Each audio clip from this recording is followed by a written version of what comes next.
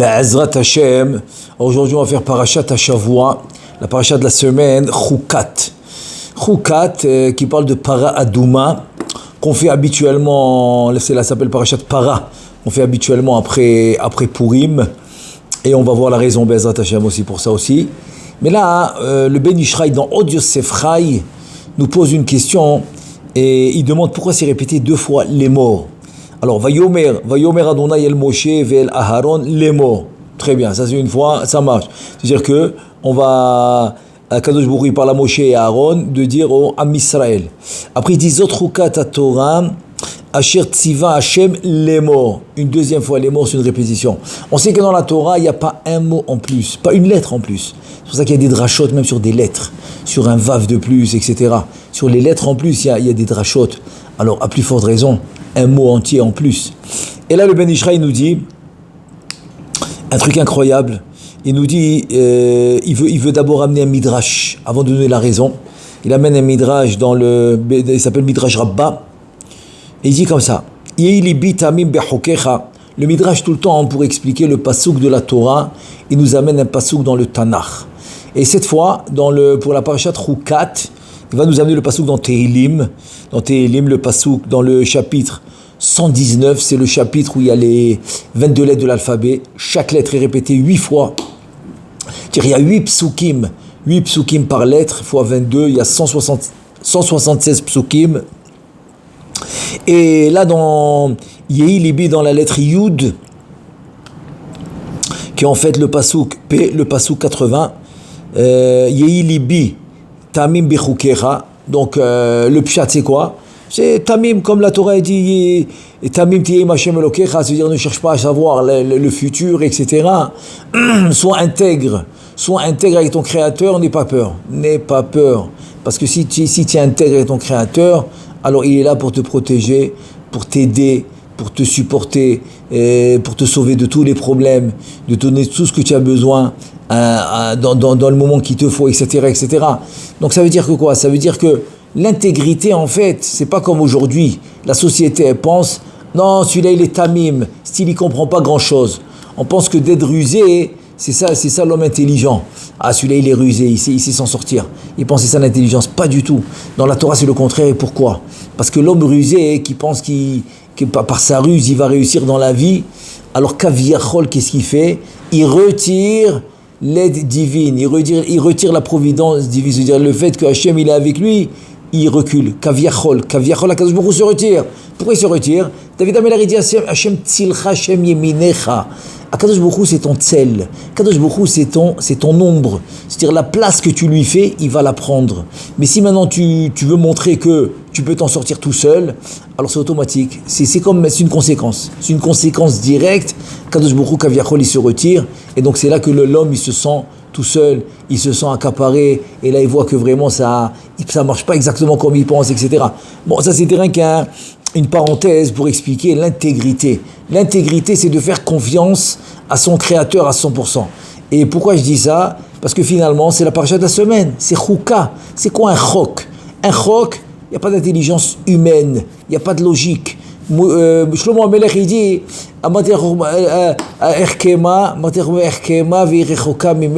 c'est quoi Erkema? Je dis, je vais devenir intelligent, mais je veux qu'elle est très très loin. Très très loin.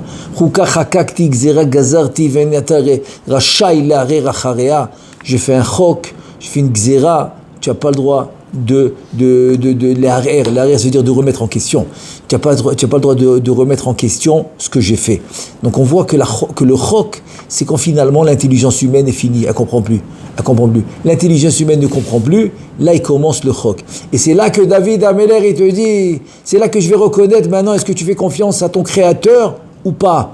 Comment? Yehi libi tamim bechukecha, que mon cœur soit intègre, Dafka dans tes chukim, bechukecha c'est les chukim.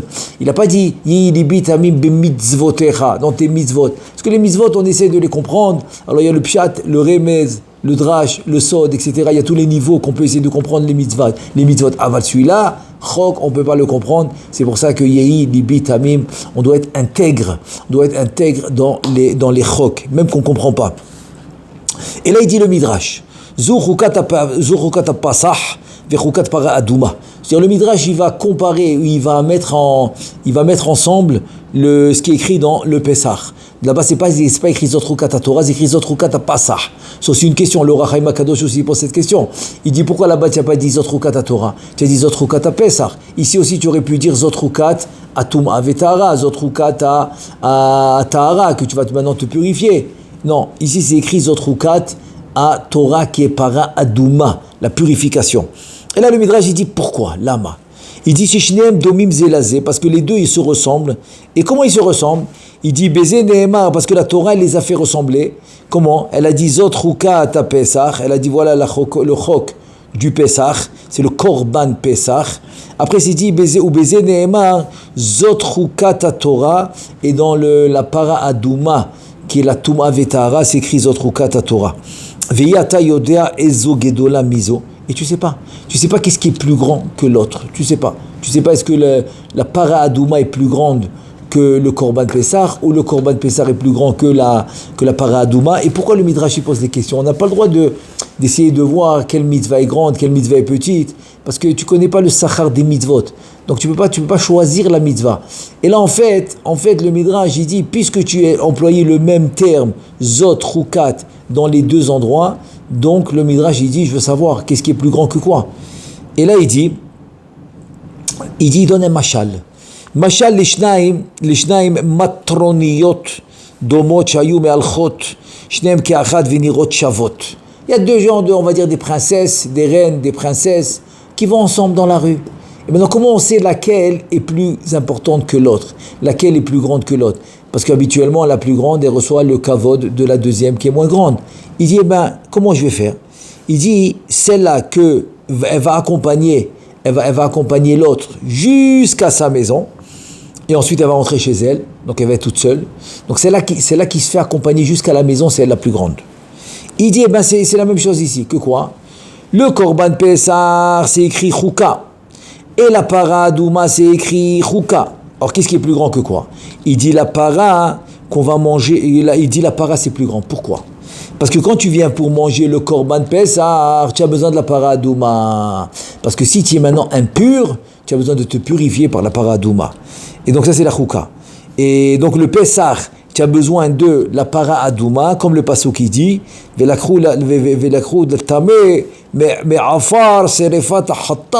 après qu'on a brûlé la para, qu'on l'a mis avec l'eau de source, etc. Et là maintenant on va purifier l'homme, on va lui asperger le 3e jour, le 7e jour, et cette eau pour le purifier. Donc tu vois que pour faire le Korban Pessah, tu as besoin de la para Adouma. Donc c'est sûr que la para Adouma est plus grande. Ça c'est le Midrash. Donc le Midrash il dit, puisque tu as besoin de ça pour te purifier, donc automatiquement c'est plus grand. Et il te dit, c'est pour cela, Velachen. Le'olam parashat para asmucha, c'est ce que j'avais mentionné tout à l'heure, c'est que c'est pour cela que tout le temps, qu'on va faire les 4 parashiot avant Pessah, qui commencent avant Purim, qui commencent en fait le Rosh Chodesh Adar, Parashat Shekalim, ensuite Parashat Zachor avant Purim. Ensuite, il nous reste 2 parashiot, ou Parashat Chodesh, Parashat Para. Par contre, on commence, il te dit toujours, on va commencer par Parashat Para, avant la Parashat Chodesh. Parce que Parashat Chodesh, c'est la parasha qui va nous indiquer le Korban Pessah, le Chag Pessah, etc. Qu'il faut préparer le Korban. Mais pour préparer le Korban, il faut se purifier. Donc, on va devancer la Para Adouma, Parashat Para, avant le Korban Pessah. Qui achar shekorin beshabbat para achar Purim, puisqu'on va lire maintenant le parashat para après Purim, donc on va lire le 2e Shabbat avant, qui va être à peu près au Rosh Chodesh Nissan. Pourquoi? Pour dire que le Korban Pessah il est ben Nissan, et on peut pas le faire le Korban Pessah si on ne s'est pas purifié avec la para Adouma. Donc on voit le inyan de Tahara, Touma Vetara. Et on sait que la Touma Vetara de la para, elle est venue grâce à quoi? C'est quoi la différence qu'il y a entre le juif et les Umot HaOlam, le goy? C'est que le goy, quand il est mort, il n'a pas de Touma. Pas du tout. Au contraire, le Zohar HaKadosh, il dit le contraire. Il dit quand le goy il est vivant, il a de la toum'a puisqu'il a ce qu'on appelle le tselem des klippas. Le tselem de la klippa, le tselem de la sitra ahra, c'est quand il est vivant. Mais quand il est mort, le tselem il s'en va, donc il a plus de toum'a. Alors que le juif, il a le contraire. Quand il a le tselem des gdusha, betselem Elohim bara et adam, donc quand il est vivant, il est pur. Il a la gdusha. Et c'est quand qu'il prend la toum'a, c'est le contraire. Parce que c'est le contraire, c'est quand il va, c'est après que la neshama s'en va, la touma va rester. Pourquoi? Parce que le reshimou, si une empreinte de gdusha va rester en lui, et le corps, kaviachol, il retourne à sa source, la afar, tachouv, il retourne à sa source, c'est la afar, tachouv, c'est qu'en fait, c'est en fait la nourriture de la sitra ahra, c'est pour ça que le corps, il retourne dans le afar. Donc voilà, ça c'est la raison pour laquelle le juif, Dafka, il va être pur quand il est vivant, et la Toum'a Dafka quand il est mort, c'est à cause du Reshimou. Très bien. Et donc maintenant, ça veut dire que la Torah, le fait qu'on a reçu la Torah, c'est ça qui a donné ce statut.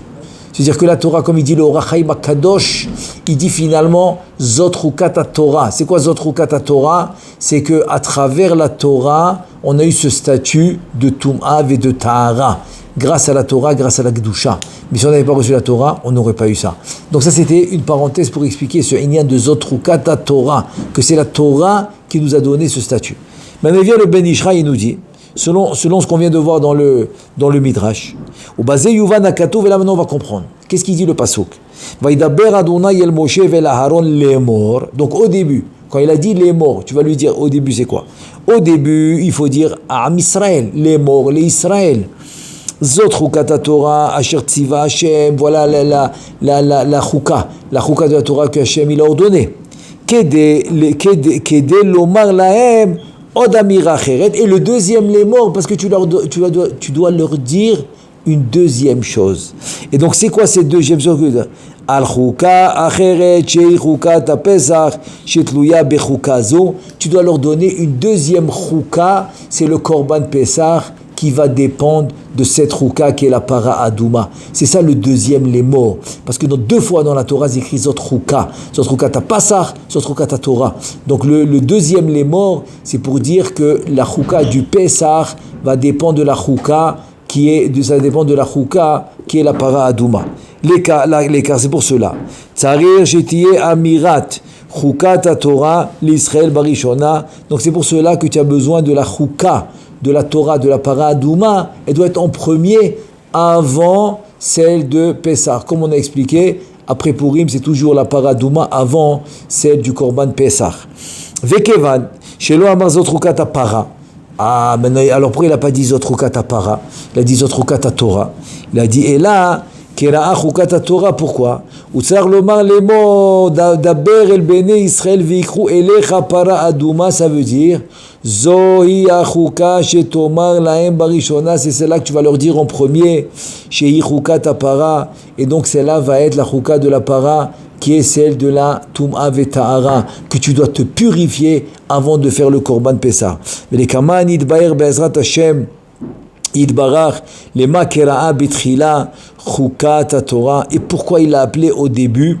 Et pourquoi il a appelé au début Chukat Torah, Velo Kelara Chukat Para? Et pourquoi il a appelé Chukat Para, il n'a pas appelé Chukat Torah? Donc ça veut dire que quoi? Ça veut dire que finalement la Torah, ça veut dire que quoi? Ça veut dire que la Shanora'a. C'est-à-dire je suis venu t'enseigner quelque chose. Je suis venu t'enseigner que pour amener le Korban Pessah, il faut être en Tum'a Veta, c'est-à-dire en Tahara. Donc si Chas V'Shalom il est tamé, il doit se purifier avant le Korban Pessah. Et là maintenant, la question elle se pose, alors pourquoi tu l'as appelé d'une manière générale? Pourquoi tu as appelé ça d'une manière générale qui est la Torah? Comme l'Orach Chaim Kadosh, on a mentionné tout à l'heure qui pose la question. Il fallait le mentionner d'une manière plus spécifique. Puisque finalement, tu es juste venu me dire, attends, purifie-toi avant le Korban Pessah. Parce qu'en fait, le Zohar HaKadosh, il explique que le Korban Pessah qui va représenter Yetziat Mitzrayim, ça veut dire que ça va être le bitoul, c'est-à-dire l'annulation de leur divinité. C'est pour cela que dans le Korban Pessah, c'était différent que le Korban de tous les ans. Tous les ans, avec le Beth Amikdash, on pouvait prendre le bélier, on pouvait le prendre le 10, le 11, le 12, même le 14 au matin. On prend le bélier et on se prépare pour faire le Korban Pessah. Il fallait juste se purifier avant. Alors que dans le Korban Pessah qu'on a fait à la sortie d'Égypte, on a pris le 10. C'était un Shabbat, puisqu'on est sorti un jeudi le 15 Nissan, donc on l'a pris le 10. Le Zohar HaKadosh, il dit pourquoi ? Pourquoi tu dois le prendre le 10, 4 jours avant ? C'est quoi l'histoire ? C'est quoi la Inyan ? Le Zohar HaKadosh, il dit un truc incroyable. Il dit parce que finalement ce bélier représentait la divinité d'Égypte. Et donc il fallait qu'on prenne la divinité 4 jours avant. Ouais, mais c'est pas une raison de les narguer, quoi, de dire voilà, je prends vos divinités, je l'attache au lit. Ou kshortem oto ala mita. Il faut l'attacher au lit. Alors c'est quoi le Inyan ? Il dit le Zohar HaKadosh, un truc incroyable. Il dit en fait, ce qu'on a attaché, le bélier, on l'a attaché au lit, c'est en fait pour te dire quoi ? Pour te dire qu'on a attaché Kaviachol, la Sitrahla, leur divinité qui est fausse, on l'a attaché Kaviachol, on l'a attaché au lit. Au lit Kaviachol, on l'a attaché dans un endroit où on ne sort pas avec. C'est-à-dire on ne peut pas sortir avec pour recevoir la Torah. C'est-à-dire que pour recevoir la Torah, pour recevoir la Torah, il faut se séparer. Surmera va'asetov. Détache-toi du mal et tu vas faire le bien. Donc tu attaches le mal, Kaviachol, tu t'en sépares pour rentrer dans le bien. Ça veut dire que quand on est sorti d'Égypte, on est rentré dans une nouvelle phase. On rentre dans une nouvelle phase. Cette phase, elle s'appelle la Kabbalat Torah. Donc elle s'appelle la Tahara. Et c'est pour ça qu'on doit passer dans la mer. Le Zohar, il dit que la mer, ça représente Ima. Ima, ça représente Kavachos. C'est comme on revient en Ibour. C'est comme on revient dans le ventre de notre mère, qu'on se purifie et qu'on ressort. Parce que finalement, ils n'ont pas traversé la mer d'un bout à l'autre. Ils ont fait un demi-cercle. Ils sont revenus sur le même côté où ils sont rentrés, en demi-cercle. Donc finalement, c'était rien que pour se purifier et recevoir la Torah. Donc finalement, ce Inyan de Korban Pessah, c'est quoi ? C'est pour te dire, écoute, tu sors d'un statut pour rentrer dans un autre. Et après, on le fait tous les ans, parce que tous les ans, on est confronté. Toute l'année, on est confronté. C'est pour ça que chaque fête qui vient, on a un point spécifique dans lequel on doit travailler. Comme par exemple Sukkot, c'est la Simcha pour toute l'année, Simcha Betashoeva. Alors, et Pessah, en fait, c'est quoi ? C'est la Pnimiyut. C'est là où les Neshamot sont nés, parce que le corps, il est né en Tishré. C'est pour ça que Rabbi Yoshua, Rabbi Eliezer. Donc, Rabbi Yoshua qui dit que le monde a été créé en Nissan, c'est les Neshamot. Et Rabbi Eliezer, c'est les Goufot, c'est Adam Arishon en Tishré. Ça veut dire que quoi ? Que la Pnimiyut doit se faire en Nissan. C'est quoi la Pnimiyut ? C'est que toute l'année où j'ai trébuché, où je me suis laissé avoir, où le Yetzer Hara m'a eu, etc., je fais comme un reset quand je prends le Korban Pessah. Quand je rentre dans Pessah, je fais un reset. Je sors d'un statut qui m'a attrapé le Yetzer Hara, la Sitra Achra, et je rentre dans un nouveau statut qui s'appelle la Kedusha, pour commencer une nouvelle année. Et c'est ça la différence entre Chametz et Matzah. Dans Matzah, il n'y a pas de Chametz, il n'y a pas de lever la patte, ça veut dire la Tficha. Se lever, ça représente le Yetzer Hara. C'est pour ça que la Mishnah dans Avot, elle dit Mitzvah abal yada al tachmitzena. C'est quoi le tachmitzena ? Ne la laisse pas passer. Mais pourquoi tu as employé un mot qui ressemble à Chametz ? Parce que le fait de ne pas faire la mitzvah tout de suite, c'est du Chametz, c'est du Yetzer Hara. Comme il dit le Rashash, la mitzvah vient à toi, si tu ne la fais pas tout de suite, il y a une achiza qui se fait parce que tu as une mitzvah de la faire et tu ne la fais pas. Donc tu es en train de la retarder, c'est comme maintenant tu es en train de Chas v'Shalom, de laisser la Sitra Achra prendre de l'emprise sur la Kedusha de cette mitzvah que tu devais faire et que tu n'as pas encore faite. C'est pour ça que la Mishnah, elle emploie le mot al-tahmitzena du mot Chametz, parce que le mot Chametz représente le Yetzer Hara. Ça veut dire que Para Adouma va venir avant Korban Pessah pour dire une chose, que d'abord la Tahara avant le Korban Pessah. Ça veut dire quoi ? Ça veut dire que quand on est sorti d'Égypte, donc il fallait quoi ? Il fallait changer de statut. Là maintenant on est dans le statut. Mais dans le statut lui-même, Kaviachol, tu es rentré dans la Touma. Alors qu'est-ce que tu fais maintenant ? Tu sors de cette Touma, c'est la Tahara, pour entrer dans le Korban Pessah, pour être dans le statut complètement. Et c'est quoi le statut complètement ? C'est la Kedusha. C'est une notion extraordinaire qui nous dit le Ben Ishraï par rapport à ça, par rapport à devancer la Paradouma avant le Korban Pessah. Et ça c'est bon pour tous les sujets dans la vie. Surmera va assez tov. Si tu veux que maintenant ton action soit agréée et soit acceptée, eh bien il faut sourmera, sors du mauvais, sors du mal. J'ai envie de donner un exemple, un très très bon exemple, je pense un très bon exemple. C'est un sujet un peu profond, parce qu'on sait que Hachem, il sait ce que tu vas faire. Il sait ce que tu vas choisir, il sait si tu vas faire la Avera, oui. Il sait tout. Alors, la grande question, elle se pose, comme il dit le Rambam, il pose la question, si Akadosh Baruch Hu, il sait que tu vas fauter, etc. Donc où est-ce qu'il est? Où est-ce qu'il est la Bechira? Où est-ce qu'il est la Bechira? Où est-ce qu'il est la Bechira si tu sais que Hachem, il sait d'avance tout ce que tu vas faire. Alors, il faut bien une Bechira. Eh bien, il te dit que finalement, c'est quoi la Bechira? Parce qu'il sait tout. Tu ne peux pas me dire qu'il ne sait pas. Il sait que tu vas fauter, oui. Il sait que tu vas faire la mitzvah, oui. Il sait ce que tu vas choisir, oui. Alors comment tu arrives à la Bechira? Alors, il vient le Rambam, il te dit, écoute bien. La Bechira, c'est quand tu fais l'action. C'est quand tu fais la parole. C'est-à-dire que Hachem, il le sait. Hachem Yodea. Milachon Da'at. Hachem le sait dans la marshava. C'est-à-dire que la marshava n'annule pas le ma'aseh. Un marshava, qui est la pensée, ne va pas annuler le ma'aseh, qui est l'action. L'action, c'est quoi? L'action, c'est ce que tu vas faire. C'est-à-dire, le fait que je sais, ça annule pas ton action. C'est-à-dire, tu as la possibilité de changer. Tu as la possibilité de changer l'action, même que moi, je le sais, même moi, j'ai la pensée. Donc, Akadosh Baruch Hu, il a la pensée, oui. Mais est-ce que ça veut dire qu'il va changer ton action? Non. Ça veut dire que finalement, ton action, il reste à toi. Il reste à ta propriété. C'est toi qui vas choisir ton action, même s'il sait ce que tu vas choisir. C'est très profond comme notion, mais c'est exactement ce qu'on est en train de dire. Ça veut dire que finalement, c'est quoi la Touma Vetahara? La Touma Vetahara, c'est finalement ce que tu vas choisir au moment propice. Parce qu'on sait que l'homme qui a pensé à faire une Avera, c'est pas retenu. Seulement pour les Goïm, c'est retenu. Pour les Goïm, ils ont pensé faire une Avera, Kadosh Baruch Hu, il le retient. Il le retient comme une Avera. Chez le Juif, non. S'il a pensé à faire une Avera, c'est pas retenu. Il faut qu'il fasse la Avera pour que ça soit retenu comme une Avera. Et donc, il doit faire tchouva. Il doit faire tchouva sur la mauvaise pensée, oui, sur la mauvaise marshava, mais c'est pas retenu comme une Avera. Mais s'il a pensé à faire une mitzvah, c'est retenu comme une mitzvah. Pourquoi? Parce que la mitzvah, finalement, c'est l'action. Donc, s'il a voulu faire l'action, tu vois que c'est retenu. Donc, on voit que ce qui est important ici, c'est l'action. C'est l'action, finalement, que tu vas choisir. Maintenant que Hachem, il le sait, ça ne change pas grand-chose. C'est pour ça que moi, j'ai expliqué comme ça la notion de Elisha Acher, qui était le rave de Rabbi Meir Baalanes, et c'est un des 4 qui est rentré dans le Pardès, et on dit qu'il est sorti du chemin. Il a été kofer. Pourquoi il était kofer? Bon, il a vu 2 réchuyot, etc. Il a mal interprété, parce qu'il s'est arrêté au drash. Il n'est pas rentré dans le sod.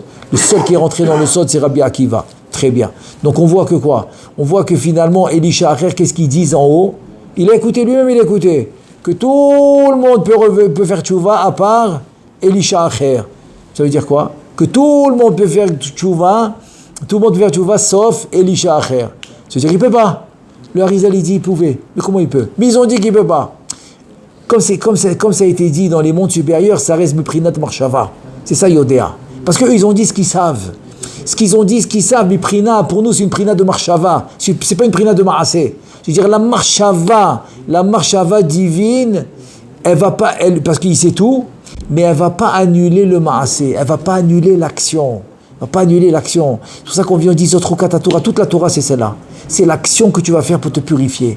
Cette action que tu fais pour te purifier en faisant les mitzvot et la Torah, eh ben, ça vient même avant le Korban Pessah. Pourquoi ça vient le Korban Pessah? Parce que le Korban Pessah, on a dit qu'il est dans une nouvelle phase. Quelle phase? La phase de la Kedusha, comme on a vu dans le Zohar à Kadosh, quand ils sont sortis d'Égypte. Ils ont changé de statut. Ils étaient dans un statut presque. C'est 49, quoi. 49 niveaux de Touma, mais presque 50 niveaux. C'est énorme. Dans un statut de presque 50 niveaux de Touma, ils étaient 49 niveaux de Touma. Il fallait maintenant qu'ils laissent tout ça en arrière et qu'ils rentrent dans un nouveau statut qui va être la Kedusha pour recevoir la Torah. Et maintenant qu'on a reçu la Torah, il dit Orachaim Kadosh, et ben tout le temps tu peux faire ça. Tu as entre tes mains. C'est-à-dire pourquoi? On attend ton action. C'est ça qui va. Je donne un exemple. Tu vois un pauvre dire, tu es en train de dire, je vais l'aider, je vais pas l'aider. À la fin, tu donnes. Tu as eu la mitzvah ou pas? Je suis sûr que tu as eu la mitzvah. Ce que tu as pensé ne pas le faire, ça annule pas ton action. Ça annule pas ton action. C'est quand ça annule l'action, c'est dans un seul cas de figure. C'est quand tu regrettes. Quand l'homme, il a regretté. Quand l'homme, il va regretter ce qu'il a fait, alors ça va annuler son action. Ça, c'est oui. Ils expliquent dans ce qu'on dit dans Arvit. C'est enlève le Satan avant, en arrière de nous et en avant de nous. C'est quoi avant et après?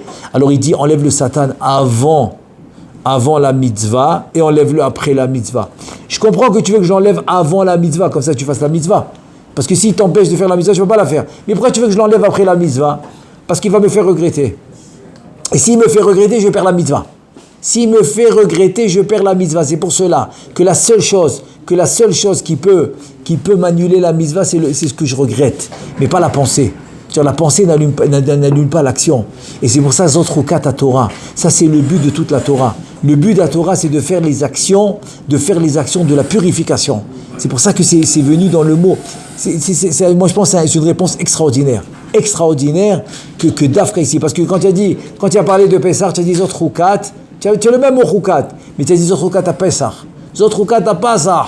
Là, tu n'as pas dit Zotrukat à Torah. Parce que là-bas, ce n'est pas encore la notion de toute la Torah. C'est la notion de changer de statut. Mais ici, la notion de toute la Torah, c'est quoi? C'est toujours choisir la bonne action pour se purifier. Et comment je fais? Eh bien, dans les mitzvot assez, c'est facile. Je choisis de faire la mitzvah et non pas, chas v'shalom, d'être fainéant et ne pas la faire. Okay? Ou de la faire d'une manière très légère, non, je choisis de bien la faire. Et dans les mitzvot lota'aseh, c'est quoi? Il dit Rashi, c'est quand la avera vient devant toi et que tu sais t'abstenir. Quand tu sais t'abstenir, eh ben tu l'as réalisé. Comme ça il dit Rashi. Et c'est comme ça que tu as réalisé le lave. Donc tu as la récompense du lave. Comment tu as la récompense du lave? C'est parce que tu t'es abstenu de faire la avera. Tu t'es empêché de la faire. Elle est venue devant toi et tu l'as pas faite. Quand tu l'as pas faite, donc tu as eu la mitzvah. La mitzvah de ne pas faire la avera. Alors moi je pense que c'est une réponse extraordinaire. C'est que l'homme il doit se remettre en question. Est-ce que je suis maintenant dans le Zotrukat à Torah ou pas? Parce que l'homme qui reste toujours dans le rationnel, dans la société, etc., alors il s'oublie très vite. Pourquoi il s'oublie très vite? Parce que tout est logique, tout doit être logique, je dois comprendre avant de faire. Et si je ne comprends pas, je ne fais pas. Alors que non, dans la Touma Vetahara, c'est pas du tout un ignat de comprendre. C'est un ignat de réaliser la volonté divine. Comme ça, tu deviens le choutaf. Comme ça, tu deviens l'associé. Tu deviens l'associé d'Akadosh Baruch Hu dans son monde. Et c'est comme ça que l'homme arrive. À la rédemption finale. Et pour finir, comme c'est, on va dire que c'est le sujet le plus nécessaire qu'il va nous falloir pour la rédemption finale, c'est la Achdout. Et on sait que la Achdout, elle vient que dans les actions. Tu peux pas dire à quelqu'un, tu peux montrer à quelqu'un que tu l'aimes, rien qu'en pensant. Ouais, tu as pensé, voilà. Tu t'es assis de la journée, tu as pensé. C'est vrai que ça aide. Je suis pas en train de dire que ça aide pas. On a vu dans les Mefarshim, dans les commentateurs, il dit le fait que tu penses bien de quelqu'un, automatiquement, il va penser bien de toi et vous allez vous aimer. C'est vrai que ça aide, je dis pas le contraire. Ça aide, mais c'est pas suffisant. C'est pour ça qu'à Purim, qu'est-ce qu'on fait? Mishloach manot ish lere'ehu, et tu dois marquer ton nom. Mais j'ai envie d'être anonyme. J'ai envie de faire matana lishma. Attends, il y a Torah lishma, matana lishma. Il dit non, parce que le but, c'est Kiruv Alevavot, de lui montrer combien tu l'aimes. Donc tout ça, c'est passé sur l'action. Dans d'autres Torah, on a encore une autre Torah, comme il dit Rabbi Shlomo Zaman Oibach, Alav Shalom, il dit un truc incroyable. Il disait comme ça, il dit, les 20 dernières années, j'ai vu combien Baruch Hashem, Am Israël, il fait des efforts, Ben Adam la Makom, comment il achète des botalites, beau chauffard, des beaux tefilines, bel souka, Ben Adam la Makom. Mais j'ai moins vu Ben Adam la Chavero, qui font autant d'efforts. Donc il était pour qu'on fasse des efforts, Ben Adam la Chavero. Et les efforts, c'est avec l'action. Donc ça, c'est un Zotrukat Torah. Bezrat Hashem qui va nous amener la rédemption finale, c'est celle-là. N'aie pas peur. Le Zohar HaKadosh, il dit un truc incroyable dans Parashat Metzora. Tu sais qu'est-ce qu'il dit? On sait que la lèpre, c'est quoi? Mais tu as mal parlé. Tu as fait la shonara. D'accord? Il dit encore une autre chose. Il dit le fait que tu avais quelque chose de bien, de positif à dire à ton ami pour le réconforter, pour exacter, et tu lui as pas dit, chas v'shalom, ça amène aussi la lèpre. C'est-à-dire, tu avais un mot gentil à lui dire, tu lui as pas dit, chas v'shalom, ça peut amener la lèpre aussi. Parce que tu t'es empêché de faire une bonne action. Tu t'es empêché de dire une bonne parole. Or ça aussi, chas v'shalom, ça peut amener la lèpre. Alors, Bezrat Hashem, Zot Rokat Torah, qu'on passe toujours des actions positives, et Bezrat Hashem, Niske Legula, Amen ve Amen.